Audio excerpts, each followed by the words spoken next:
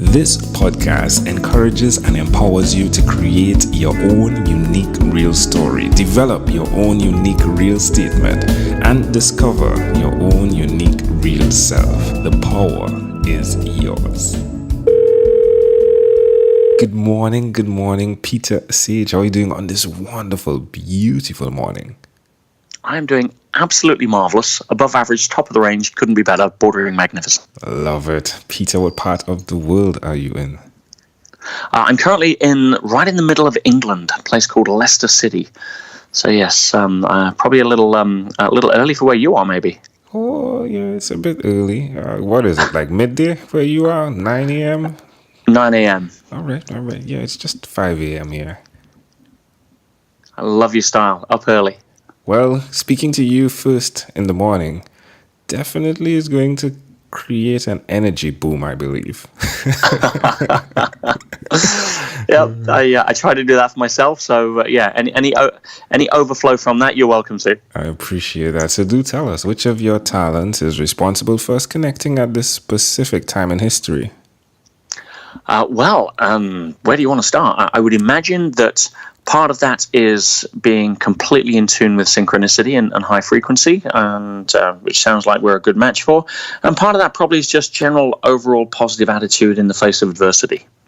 So who did you learn that from, that ability to walk through adversity, if you would?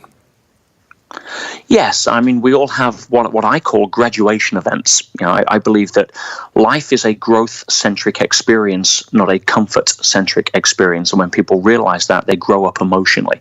Rather than resist the challenges, they see them as the workouts in the gym of life. And if you see yourself as an athlete, you're going to embrace that. If you don't, you're going to run from it. So, you know, we all have adversity. We all have our own story. We all have our own path and levels of growth. So knowing how to walk through that with a smile, or get your head down and get through it rather than complain about it, I think is one of the master skills that one can learn. Is there someone in your family or a friend that you saw do that? No, I don't actually have any family at this time in my life. Both of my parents have passed. I had no brothers or sisters or grandparents, and I have maybe some distant aunts, uncles, and cousins, but I don't see or connect with them. I believe it's not so much family, but we live in a world today where you can have mentors at the push of a button. You can have mentors online that you've never met. You can have mentors that are fictional characters these days. Anything that can inspire you, you could look up to as an example. So we're certainly not short of those if one chooses to look. And who would you say is one of those mentors? Well, if I was to pick a classic in the vein of George Lucas, it would probably be Master Yoda. Love it. If we fast forwarded to the concept of who you are today and we look back from then to now, why would you continue despite the pain that goes with adversity? Why would an athlete continue to train when his muscles are sore after a workout? Because he's an athlete. And if he's more committed to winning the gold medal or crossing the finish line of the marathon than he is worrying about temporary discomfort, then it's an easy call to make. Where's the best place for someone that's listening to connect with you? Someone that may need your assistance to help them get up to that place where they can walk through adversity? Well, I would say the best resource would be if they wanted to listen, the Audible version of my book, which you can get on Audible. It's called The Inside Track, or just connect with my website at petersage.com. But I also have a lot of information readily available on YouTube. Tell us one other thing that you've done consistently over the last 3 years, please. Raise the significance of others. I think that's a skill that one has to learn when one finally grows out of one's own ego, which I think I was in the slow learners club for. It took me a long time to do that. But yes, I think rather than seek significance, which is what everybody's really doing, if we focus on raising the significance of others, we transcend that selfish, egotistical paradigm, and life tends to work and align up for us once we make that shift. How does it make you feel seeing that you've been able to do that? Is it a constant, consistent, everyday something that you have to approach? Or is it you get over ego and then that's it? It's a gradient. You pass year 6 in school, you go to year 7. The questions are harder. They're meant to be. Nobody's ever done in this lifetime, or maybe the next several. But for me, it's a constant case of reminding oneself about the direction of travel.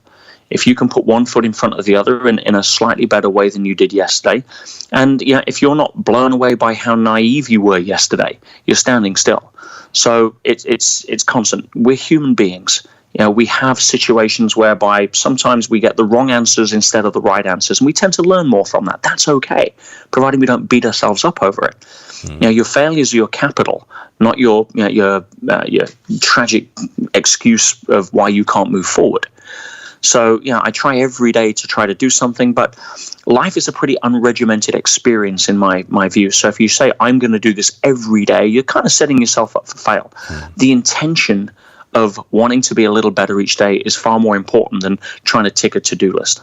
Love it. Amazing audience. Again, you're hearing it live from Peter Sage. Peter, let's switch gears for a moment now. Let me invite you into my time machine that is surrounded with beautiful, warm, blue Caribbean water. Peter, what's your earliest childhood memory? My earliest memory is actually sitting in a cafe with my mother. And we were having, I don't know what we were having. I think it was a little like some sort of meal, maybe a burger. I'm not sure. But I remember sitting there and I remember seeing my mum and I remember sitting on the side of the table. And I think that's my earliest memory. How old do you think you were in this memory? 3. Why do you think this memory is so clear? I think it's symbolic of the connection that I had with my mum. And she was my world and everything growing up, obviously. And I think there was such a, I don't know, it's such a feeling of safety. And I think for a young kid, that's hugely important. When we look into the memory, seeing you sitting there and seeing what you've done with other individuals via relationships, how do you see it connecting to who you are today? Everything is a culmination of the decisions that we make through free will. And the meaning that we give the actions based upon those decisions. And so, I'd like to think that, it's everything is almost like a perfect full circle. If we're in the kitchen of life, it provides the food, the utility, the gas, the oven, the pots, the pans, and it's not our job to sit there and complain we're hungry, as some people do. But if you oversalt the food is going to taste salty. Now that's I can work with those rules.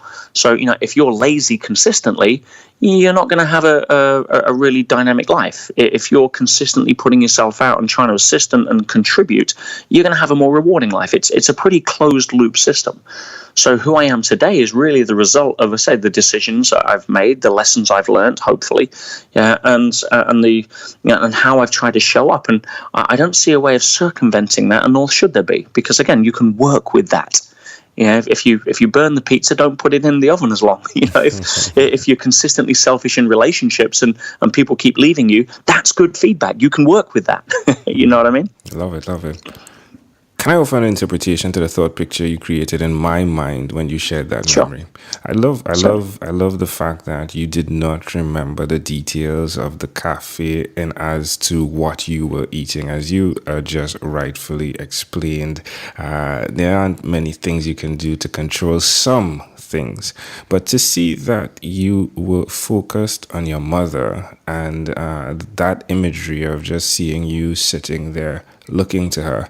And I'm fascinated by the mentorship concept of how an individual shows up, listening, being aware of the other individual then and what they're saying. And I think it's a lot of what goes on in the space of mentorship or coaching or training. A lot depends on the individual that shows up and how they show up, how they listen, and of course what they do with what you give them. Correct. No, I 100% agree. And I think mentorship is one of the most underrated aspects of how people can accelerate their personal growth. If we fast forward to when you were 12 years old, what was your favorite song? My favorite song at 12, I think it was, and this is interesting, it was the Starship, by the band Starship, and it was, what's the name? Nothing's Gonna Stop Us Now. Love it. And I remember listening to that on a bus, on a radio, and the DJ says, this is one of the best songs in the world right now. And I took that on as well. That must be the best song in the world. So it became one of my favorite songs. And it just shows you the power of the impression that you pick up from people and their suggestions to you when you're not willing to make your own. Even as well, too, when it's in alignment with who you are as well, right? Because, my friend, if it wasn't as accurate as I could say it, but you sound as though nothing's going to stop you now. Yeah, I guess that would be a byproduct. I'd never actually made that connection before, but yes, I think that would certainly maybe have had an unconscious impact in terms of being able to address the kind of levels of adversity that I and everybody else have faced. Peter, well, we've arrived at our destination, but before we get off of this time machine, there's a small declaration form, so it's yes or no. We're going to move pretty quickly here. Are you ready? Sure. Peter, have you chosen someone to pass on your skills to? Yes. Are you married? No. Do you have children? 2 dogs. Do you believe in God? A high level of intelligence, yes. Do you have an inner circle of friends? Yes. Do you watch TV for more than 3 hours a day?